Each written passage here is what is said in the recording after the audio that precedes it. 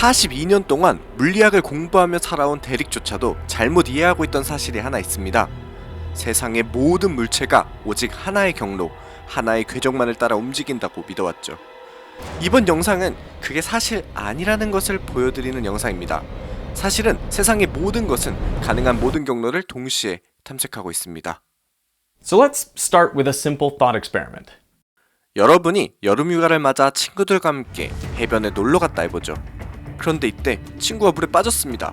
당연히 가능한 빨리 구해줘야겠죠? 어떤 경로로 가는 게 가장 빠를까요? 거리가 가장 짧은 건 직선일 겁니다. A에서 B를 잇는 직선으로 가면 이동 경로는 가장 짧죠. 하지만 절반은 뛰어가고 절반은 수영해서 가야 해서 높은 확률로 여러분의 수영 속도는 달리기보다 느릴 거라 차라리 많이 뛰어가고 헤엄칠 거리를 줄이는 게 나을 수도 있습니다.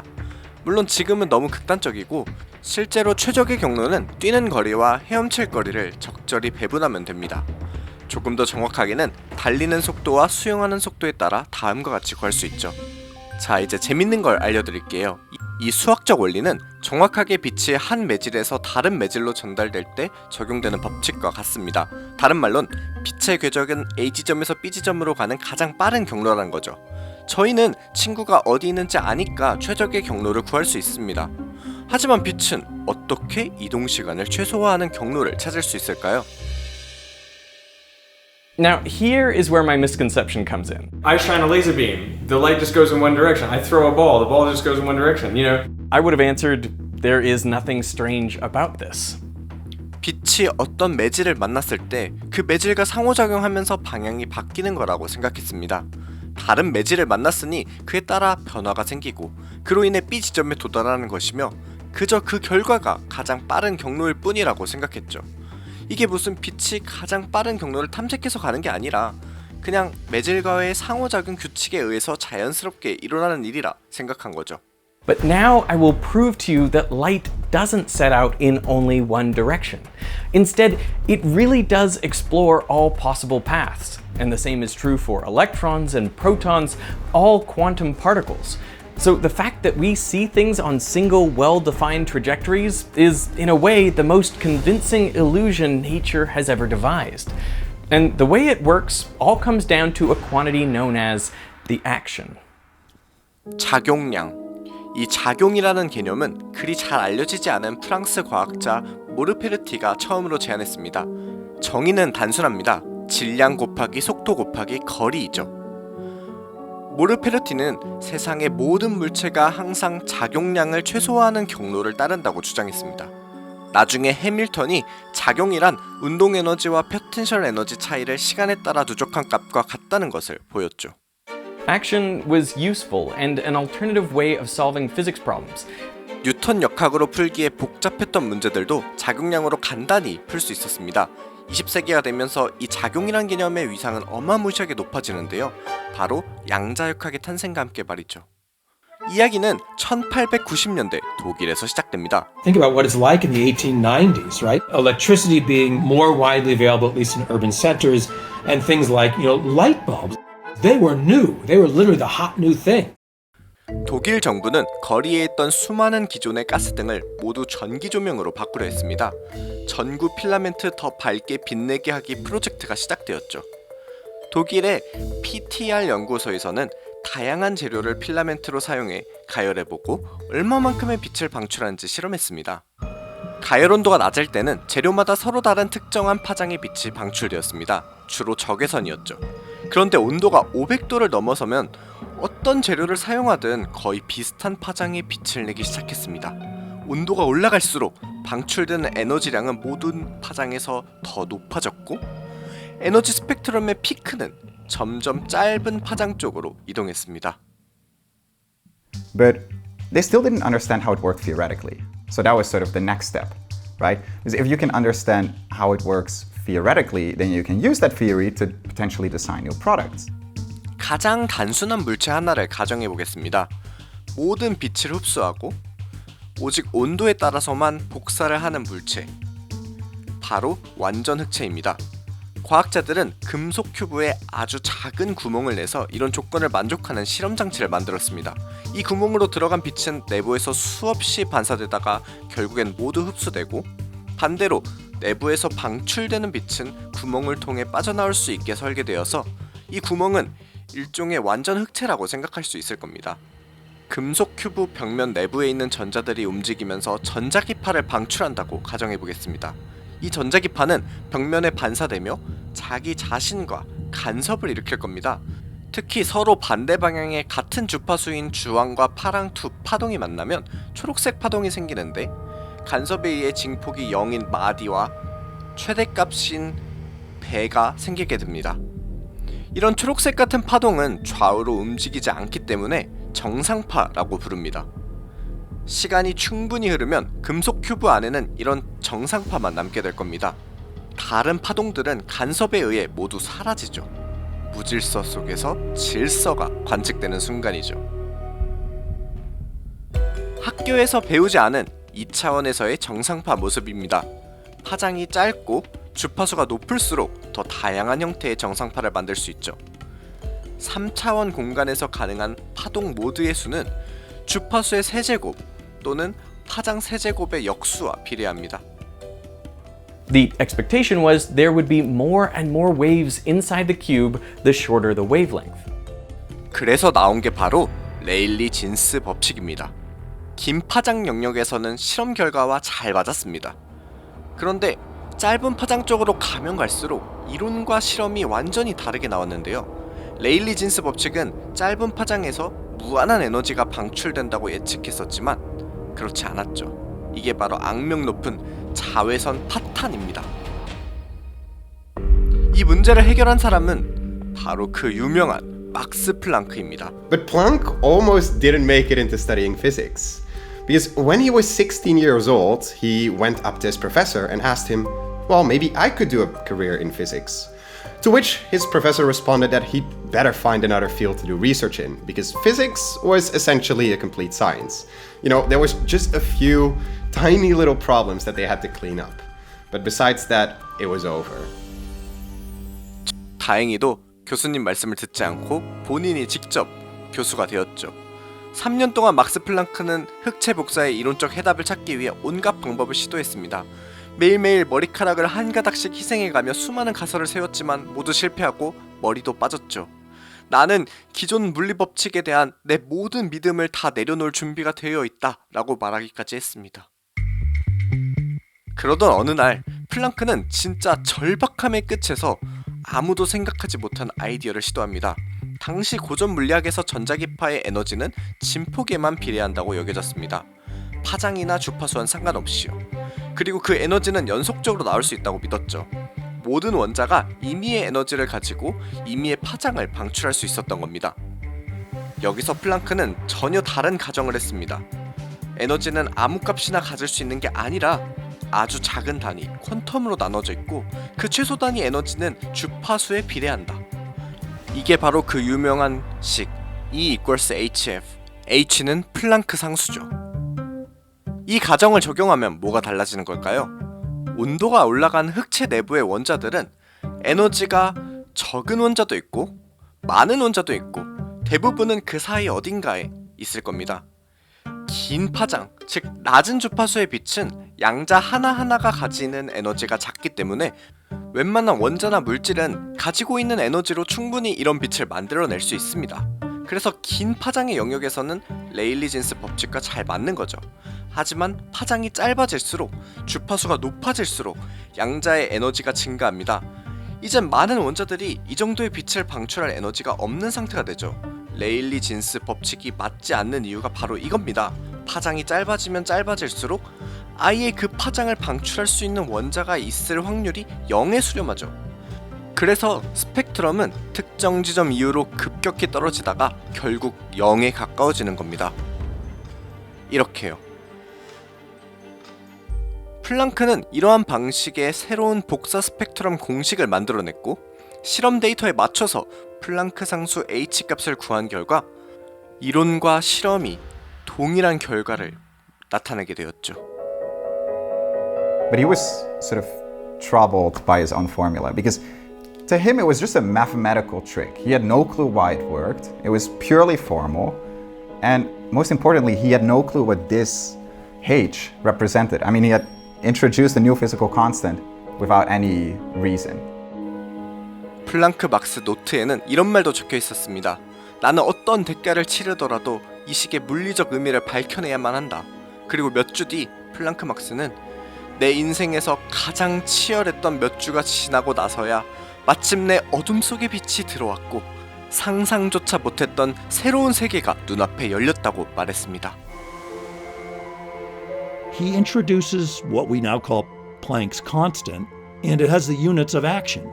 Planck's constant H is a quantum of action. 플랑크의 이론은 자연에서 일어나는 모든 변화는 이 양자화된 작용의 정수배로 이루어진다는 것입니다. So it's kind of spooky. This breakthrough that starts the ball rolling toward quantum theory brings action in, not energy and not force, action. Gives you a hint. 이 퀀텀 오브 액션이라는 개념은 초기에는 큰 주목을 받지 못했습니다. 하지만 1905년 26살의 특허청 직원이 등장하죠. 말 안 해도 아시겠죠? 아인슈타인은 플랑크의 이론이 단순한 수학적 트릭이 아니라고 하며 빛은 실제로 개별적 에너지 묶음, 즉 광자 형태로 존재하며 각각의 광자는 에너지가 E는 hf로 주어진다고 말했죠. 아인슈타인은 이 아이디어 가지고 광전 효과를 설명합니다. 주파수가 높은 빛은 광자 하나가 가진 에너지가 크기 때문에 금속 표면의 전자를 밖으로 튕겨낼 수 있는 반면 빛의 주파수가 충분히 높지 않으면 아무리 빛의 세기가 커도 전자는 방출되지 않죠. The idea of quantization spread. 8년 후 닐스 보어는 원자의 안정성을 고민하게 됩니다. 원자핵은 양전하를 띠고 있고 그 주변을 전자가 돌고 있는데 전자가 계속 에너지를 방출하면서 돌면 결국 원자핵에 빨려 들어가야 정상이잖아요. And what he wants to do is, he says there's something fishy about something being discrete. That seems to be the new ambiguous weirdo lesson of the new quantum of action. 보어의 생각을 살펴보죠. 전자가 원자핵 주위를 돌 때 각 운동량을 가질 겁니다. 각 운동량이란 질량 곱하기 속도 곱하기 반지름이죠. 그런데 이 각 운동량 단위가 바로 작용과 동일합니다. And so what he decides to do is discretize the orbital angular momentum for no good reason. 전자의 각 운동량은 플랑크 상수 h의 1배, 2배, 3배, 정수배로만 존재할 수 있다. 전자의 운동은 원을 도는 운동이기 때문에 2파이가 들어갈 겁니다. 이걸 더 줄여서 NH바라고 부르기도 하죠. This comes out of nowhere. There seems like absolutely no good reason why angular momentum should be quantized. 하지만 이 공식을 사용하면 수소 원자의 정확한 에너지 준위를 예측할 수 있습니다. 전자가 더 높은 궤도에서 낮은 궤도로 떨어질 때 그 에너지 차이가 빛, 즉 광자로 방출됩니다. 그리고 그 빛의 파장은 수소 원자의 스펙트럼과 완벽히 일치했죠. And that was a pretty startling thing to have fall out. I think that really was compelling. And take some quantity with units of action and apply some, again, kind of ad hoc discretization or quantization to it. 네, 그렇게 하면 다 잘 맞아 떨어졌습니다. 그리고 그 누구도 이해할 수 없었죠. 이게 밝혀진 건 무려 11년 이후입니다. 루이드 브로이라는 박사과정 학생이 당시 물리학의 최신 발견들을 가지고 고민하다 엄청난 생각을 떠올립니다. 그 생각은 바로 빛이 입자이자 파동이라면 물질 입자도 파동일 수 있지 않을까라는 생각이었죠. 그는 모든 물체, 전자, 농구공, 사람, 그 모든 것들이 파장을 가져야 한다고 생각했습니다. 그리고 그 파장의 크기를 이렇게 정의했죠. 플랑크 상수를 입자의 모멘텀으로 나눈 것으로요. 즉 질량 곱하기 속도 말이죠. 자, 만약 전자가 파동이라면 원자핵 주위를 돌 때 반드시 정상파 상태여야만 합니다. 그게 아니면 스스로 간섭을 일으켜 사라져버리거든요. 정상파가 되려면 궤도를 한 바퀴 도는 길이, 즉 원의 둘레 길이가 파장 람다의 정수배가 되어야 합니다. 이걸 식으로 쓰면 2파이 r은 n 람다, n은 정수일 때입니다. 여기에 드브로이의 파장식을 대입하면 2파이 r은 mv분의 nh가 됩니다. 이걸 정리하면 뭐가 나올까요? mvr은 2파이분의 nh로 정리할 수 있을 겁니다. 집중해서 보고 계시나요? 이건 보어의 양자화 조건과 동일합니다. But now we have a good physical reason why it's quantized, because electrons are waves and they must exist as standing waves to be bound in atoms. Because they want to have constructive interference of a stable orbit. Bang. That's pretty good. You get a dissertation out of that. That's pretty good. It is this wave nature of quantum objects that means they no longer have a single path through space. Instead, they must explore all possible paths. 저는 이중 슬릿 실험을 여러 유튜브 영상을 통해서도 보고 혼자서도 공부하고 찾아봤지만 그게 의미하는 바를 깊게 이해하지는 못했었습니다.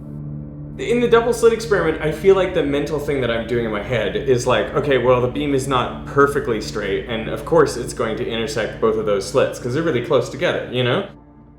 하지만 한 교수님의 강의를 듣고 이해 당해버렸습니다. 이 교수님은 이렇게 설명했습니다. 전자들을 한 번에 하나씩 쏘아서 두 개의 슬릿을 통과하게 할 겁니다. 양자역학에선 우리가 그 전자가 어느 슬릿을 통과했는지 확정할 수 없다면 전자는 두 슬릿을 동시에 통과한 것이라고 말하죠. 그래서 전자가 특정한 위치에 도달할 확률을 구할 때는 각 슬릿을 통과한 파동의 진폭을 더한 다음 그걸 제곱하면 됩니다. 하지만 이 설명을 들은 학생 한 명이 이렇게 질문했죠. 만약 슬릿이 3개라면요? 교수님의 대답은 그러면 3개의 슬릿을 통과한 파동의 진폭을 전부 더한 뒤 제곱하면 된다는 거였습니다. 그런데 질문이 다시 나옵니다. 4개면요? 5개면요? 교수님 약간 짜증났죠? 같은 원리야! 슬릿이 6개든 7개든 모든 슬릿을 통과한 파동 진폭을 다 더하면 돼. 몇 개든 상관없지. 하지만 이 존경스러운 학생은 교종님의 표정보다 호기심이 먼저였습니다. 만약 슬릿을 무한히 많이 만들면요? 스크린 전체를 슬릿으로 만들면 어떻게 되죠? 그리고 그 다음 스크린까지 무한히 많은 슬릿이 있다면요? 이 학생이 뭘 말하려는지 이해되시나요? Even when we're not doing a double slit experiment, when it's just light or particles traveling through empty space, they must be exploring all possible paths. Because this is exactly how the math would work if you had infinite screens, each with infinite slits. You have to add up the amplitude from each slit. That's just the way it works. 전해지는 이야기에 따르면 이 학생은 바로 리처드 파인만이었습니다. 실화인지 확실하진 않지만 논리는 완벽합니다. Because if you believe in a double slit experiment, that you can't tell which of the two slits the particle went through, then you have to consider the possibility that it goes through both. By that same logic, anytime any particle goes from place 1 to place 2, you have to consider all the possible paths it could take to get there, including ones that go faster than the speed of light, including ones that go back in time, and including ones that go to the sun and back. I feel like it can't go to the sun and back. You have to restrict it to be local, right? So the math doesn't do that. I mean, you could see that just in the double slit experiment, right? And we'll do light, because then there's no funky business with the speed. If you're gonna say like this path interferes with this path, then these distances are different. Right. And so clearly they can't have the same speed. So you need to consider paths that have different speeds. 파인만이 제안한 양자역학적 관점에 따르면 어떤 입자, 광자, 전자 아니면 거시적인 물체까지도 A 지점에서 B 지점으로 이동할 때는 모든 가능한 경로로 이동할 가능성이 존재합니다. 굉장히 직관적이지 않지만 파인만은 실제로 그 모든 경로를 계산에 포함시켜야 한다고 밝혔습니다. So why then do we not see all those crazy paths? Well, that's because we still need to add up their amplitudes. 무슨 소리냐고요? 설명해드리죠. 어떤 입자가 갈 수 있는 경로가 3가지 있다고 생각해보죠. 노란 선을 먼저 보면 노란 경로를 따라 입자의 파동이 이동할 겁니다. 출발할 때 스톱워치를 누르고 노란 경로를 따라 이동하다가 도착 지점에 도달했을 때 스톱워치를 멈춰보죠. 두 번째, 세 번째 경로도 같은 방식으로 측정합니다. 그러고 나서 각각의 스톱워치 바늘의 방향을 벡터로 보고 그 벡터를 모두 더했을 때 합벡터의 길이를 제곱하면 입자가 이 경로를 이용해서 도착했을 확률과 비례합니다. 지금 보시는 화면에선 사각형이 좀 작죠? 방향이 다 달라서 상쇄되어 합벡터가 짧아진 겁니다. 반대로 만약 경로들의 조건이 비슷해서 벡터들이 비슷한 방향을 가리킨다면 합벡터가 훨씬 커지게 되고 그 확률은 높아집니다. 즉 화살표가 클수록 이 사건이 발생할 확률이 높습니다. 사실 스톱워치가 실제로 재는 건 시간이 아닙니다. 스톱워치가 재고 있는 건 바로 위상입니다. 이중 슬릿 실험과 동일한 원리죠. 이동하는 건 파동이고 위상을 지니고 있습니다. 다른 경로로 이동하게 되면 위상 차이가 발생하게 되는 거고 그 위상이 파동 진폭의 세기를 결정하는 겁니다. 이 스톱워치를 수학적으로 표현하면 이렇게 나타낼 수 있습니다. 2의 i파이 제곱, 여기서 파이는 위상입니다. 입자의 파동이 경로를 따라 이동하는 동안 위상은 계속 증가하면서 벡터가 회전하게 됩니다.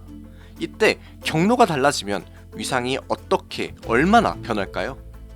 이를 알기 위해선 경로를 아주 작은 구간으로 나눌 수 있습니다. 각 구간이 거의 직선처럼 보일 정도로 작게요. 그 구간마다 입자의 파동은 작은 거리 델타 x를 작은 시간 델타 t 동안 이동합니다.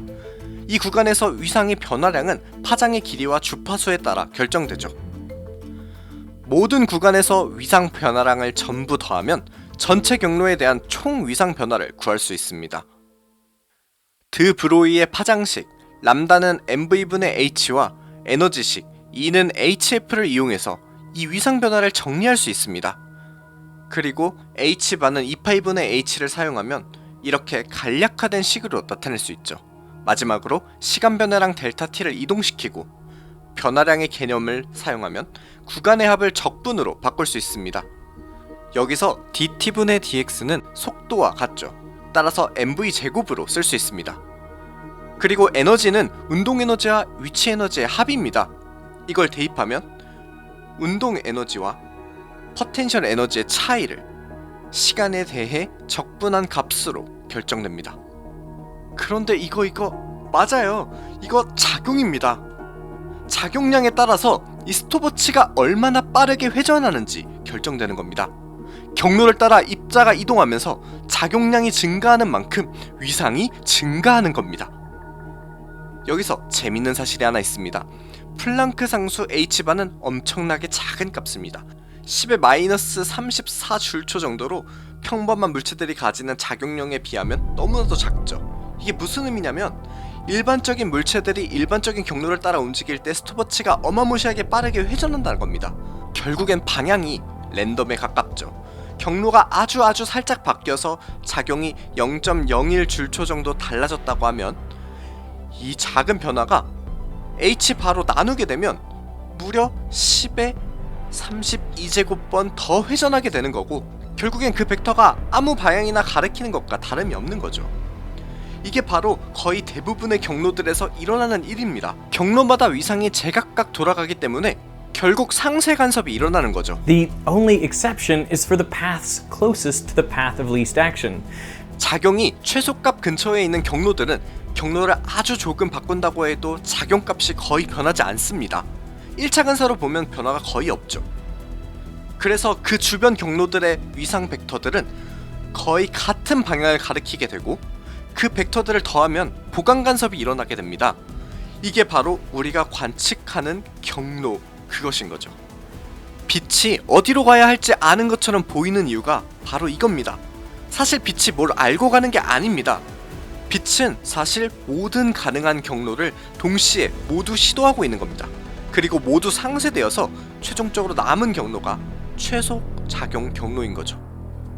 So really, this is how classical mechanics emerges from quantum mechanics. It's why a ball follows the trajectory it does, and how planets orbit the sun. They don't really have a precise trajectory. Instead, everything explores all possible paths. 다만 질량이 큰 입자일수록 작용값이 커지기 때문에 결국 최소작용 경로 주변에 아주 작은 영역만 남게 됩니다. 그래서 입자처럼 보이는 거죠. 반대로 전자나 광자처럼 아주 작은 입자들은 작용값 자체가 훨씬 작기 때문에 결국 실제로 가능한 경로들은 더 많게 되는 것입니다. Now, you might say, I still don't believe you, but Casper has this incredible demo that should convince you 100% that this is really how the world works. To do it, I've got a light, a mirror, and a camera. Now, there are infinitely many paths that the light could take. And according to Feynman, we have to add up the contributions of each of them, including paths that go like this. Now, you might say he's crazy. I'm not crazy. That's what happened. Another possibility is it could come here and go. Or it could come here and go. Or it could come where you'd like it to come and go. And it can go over here and go, and so on, and so on. And these are all possibilities. And every single one of these paths has their own little arrow. So what we can do is we can look at all those arrows and see where they line up. And so if I turn on this light, that's exactly where you see it reflect, so that the angle of incidence is equal to the angle of reflection. But now what I'm going to do is I'm going to cover up that spot so that we no longer see the light reflect. And then I'm going to prove that Feynman is right, that really light also goes like this. It's just that most of the time those effects are canceled out. Now, that sounds impossible, right? But let's zoom in to this tiny piece right here. Then we see all these different paths and all the arrows just go around and around in circles. So when you add them up, they all just cancel out. But what if I cover up about half of them like so? Well, now when I add up those arrows, you suddenly do see a large resulting arrow. And so if I can somehow cover up this mirror in many, many tiny strips, then I should be able to get the light to reflect like this. And I can do that with this piece of foil right here. On this piece of foil, there are about 1,000 lines per millimeter, and that should be enough to get this effect. So let me turn off the lights. So let's see. I'm gonna turn it on in 3, 2, 1. We see it! We see it! Ah! That is so cool. It actually looks a lot weirder than I was expecting it to. I was expecting more like one spot, but there's many, many spots where it's reflecting. Ooh, okay. Okay, and just to show I haven't been cheating you, right underneath is my finger. And even with the light on, you know, we see the light reflect. And if we remove the cover, then what do we see? Yeah, we see exactly the normal reflection where it's always supposed to go, which is right there. And then we've got now all these extra reflections, all these extra bits where the pattern just lines up. So very, very cool. When I was talking about this with a friend actually, he said, yeah, but you're using a diffraction grating. That's kind of like cheating because you get all these other reflections right now. And this light is just going in all directions. And so there's one other thing I've been super, super curious to try. I also want to do this with a laser, where I shine the laser right next to it. And then if light does take every possible path, we should also see it come off here. It probably shouldn't work. I actually have a laser right over here. And we can see when I shine it, it really does just go to one spot. And you can see where that spot is. It's right over there, which is about the same place where we had our reflection. And you can also see right now, if we look at this view, that you cannot see the laser light at all, right? Like I could see the laser, but I have to bring it down all the way over here. And then I'm able to sort of see the light. But if I just put it up here, you can see the reflection. Now, what I'm going to do next is I'm going to put this foil, this magic foil, and I'm gonna put it over here. Oh, and we can turn off this. And now let's see what happens when I turn on the lasers. Wait. No way. No way. It works. It works. Wait, what? Look where the laser is going. Oh my God.